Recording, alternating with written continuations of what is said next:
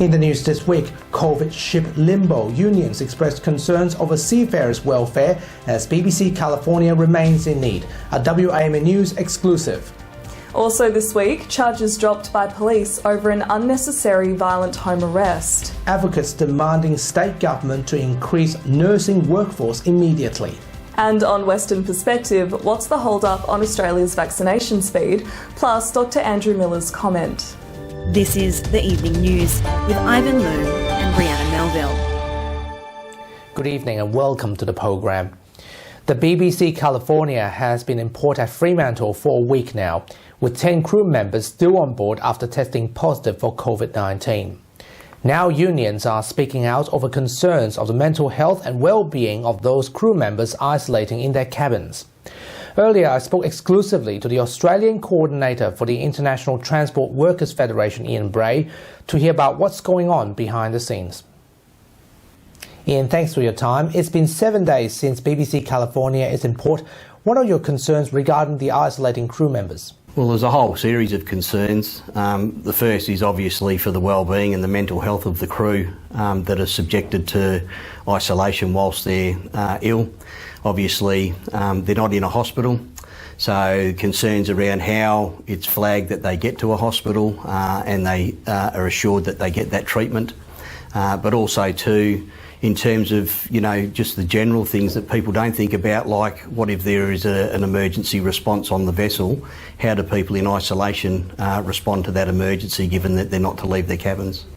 Your colleague from the Maritime Union of Australia, WA, Will Tracy, has also met with other stakeholders as well. What are the consensus and what's the way forward in dealing with this vessel crisis? I think really where we're at now is the discussion needs to go forward. This is about treating seafarers no different to how you would treat anybody else in the community. So, for example, if a person walked down the street in Fremantle was identified with COVID, what would we do? We would isolate them. We would have them tested. We contract trace. We trace back in, and then we have those that have been in close contact tested and isolated. It's no different for a ship. We've just got to set the parameters that people can work safely, but comfortably in, overcoming the obstacles. And I guess that's where we're at now. We're ready to have that conversation about what are the obstacles, because eventually this ship's going to have to sail. What if the crew aren't well enough to sail it? What are the alternatives? Where do we get them from? And, I've had many discussions over a fair bit of time with Will in relation to what are the potential solutions on this. And we think the setting is mature enough now, the people are interested enough, and I don't think anybody really is ignorant enough to say we're just going to turn COVID-stricken seafarers back out to sea regardless. We're going to treat them, and then we need to, talk about safety arrangements like deep cleaning of the vessel, and then, alternative crews or replacement crews. And it only has to be temporary crews while this crew is recovering. Take the ship to its next destination maybe, and then, this crew can rejoin as they get well and fit. Should the community be concerned about this situation, or there's nothing to worry about? Well, the community, there's no heightened alarm about anything that's going on. The community should be concerned as much as any area where there's a risk of, COVID transmission, but no different than if it was in our own community. But they should be assured too that the maritime industry is full of professionals that have spent a lot of time, coming up with policies and protocols that deliver a safe workplace. And I think, it's testimony to the industry itself that we haven't had a major outbreak of COVID on the waterfront, and that's because people are taking safety first. Ian, thanks for joining us, and we wish you good health. Thanks, been a pleasure. Several weeks ago, WAMN broke the exclusive story on a Parmelia woman who was violently shoved into the back of a police van outside her home. Police have now dropped charges against her, but she says the ordeal has left her traumatised and scared for the multicultural community. Nelson Liu, the reporter who broke the story, joins us tonight with an update. Nelson. Yes, Ivan and Brianna. Well, WA police remain tight-lipped about investigations into the incident, but in new developments, the woman involved has faced court. Here's how it unfolded. On Friday, police dropped 2 criminal charges against Amifa Giddiglow after they arrested her following a call-out about a crying baby. Ms Giddiglow says she's been left traumatised over the incident, saying the officers arresting her used excessive force. I just got manhandled and thrown in the back of a van, and the whole experience is just really traumatising. An African Australian, Ms Giddiglow says the incident shows clear racism in the WA police force. Her Caucasian husband was at the house at the time, and he filmed the incident. Ms Giddiglow says police solely targeted her and never asked for his details. The fact that I'm a black person, they straight away assumed I was the reason why the child was crying. To them, if you're black, you're criminal, pretty much. That's what the whole situation looked like to me anyway. Ms Giddiglow says police never looked at the child they came to the house to check on. The ordeal has left her with several injuries. During the incident, one of the officers had his torso in my car, held the key and broke it for no apparent reason, and grabbed me by the elbow, left me with a whole lot of injuries. The scars are still visible, and injured my shoulder. They threw me in the back. I have back injuries. Her defence lawyer says WA police have indicated the officer's actions have been referred for investigation. Victims of crime advocate Peter Neal says the incident shows there's a need for more multicultural diversity within the police force. I think the WA police force has to be more multicultural in its approach and recruit many more people from different communities, including First Nations and African and also Asian. And they're not representative of the general population in Australia at the present situation. It follows a WAMN news report last week on police trying to increase their multicultural recruitment. But for Ms Giddiglow, it'll take a lot more to restore her faith in the police. I still have to live with the trauma, and I still have to live with the psychological part. And I mean, when I'm out and about, I'm self-conscious ever since the incident happened, because I'm black. I'm like, is someone just going to come and arrest me? I found out there's a lot more racism in Australia than we talk about, and these issues need to be addressed. Investigations are continuing into the 2 police officers' actions, but it remains unclear if they'll face disciplinary action. It's back to you. Nelson Liu with that report. Thank you, Nelson. The Maritime Union of Australia is also concerned with the welfare of the COVID-positive seafarers aboard recently arrived freight ships that have docked across Australia and New Zealand in the last 18 months.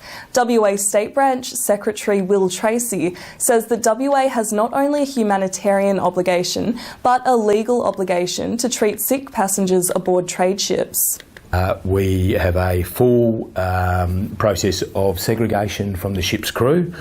We work opposite sides of the vessel. There should be very little, if any, interaction between us and the ship's crew, so that there's very little chance of transmission. And the community should have some confidence in where we are with the way we've been working ships in the ports in the West Australian jurisdiction, because there has not, in the last 18 months, not only in WA but across the country, there has not been one case of community transmission off a ship since COVID came onto the West Australian coast. The point I want to make about that is, if there is a need to shift the vessel, or if there is a need to get the vessel to where it was to pick up its cargo of ammonium nitrate in bulker bags, we can put an Australian crew on that ship. We have a clear process, and there was a ship where this occurred on Saturday at Henderson, where the crew who brought the ship in will come off.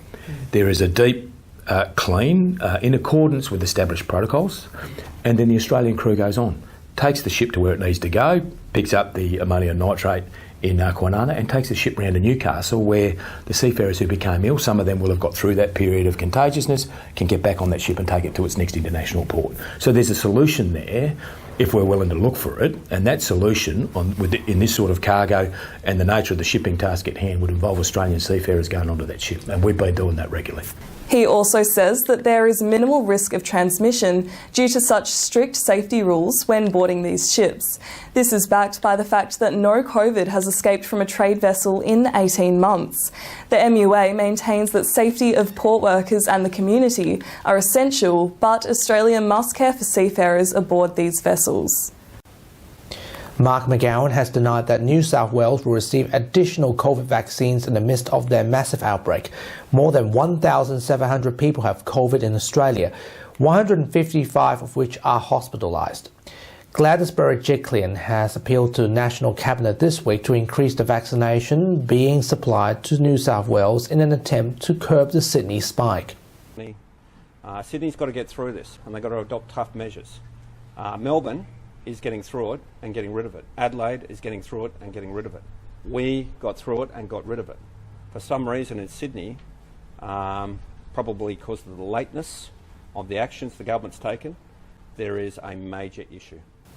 Many says, however, that Gladys' gold standard approach to contact tracing quarantine is her own folly, and her state must now suffer the consequences of a lockdown that could last until September. The Australian Nursing Federation claims staffing levels of nurses remain at crisis point, demanding an immediate increase to its workforce. The organisation also echoed calls from earlier this year for Health Minister Roger Cook to resign from his other ministerial portfolios to focus on Code Yellow disasters across WA hospitals. State Secretary of the ANF Mark Olsen says Code Yellows in hospitals are not management tools, but indicative of crises that are putting patients' lives and hospital staff at risk. They've had 18 months to make these types of plans, but if they need assistance from the Australian Nursing Federation, then that's what they will get. The ANF have also expressed concerns about the short-term contracts being offered to graduate midwives and nurses in a time when so many hospitals and health centres are understaffed. Mark Olsen has offered to meet with Roger Cook to work towards resolving the issue.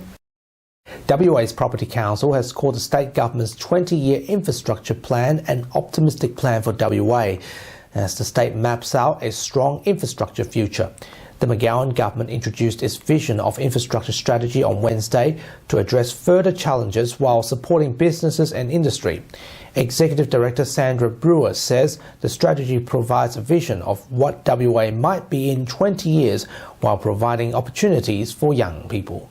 I think something that young people can take out of this strategy is that there's a real consideration to housing supply and to ensure and avoid as best as possible rapidly escalating house prices, which is something that has been seen in other cities.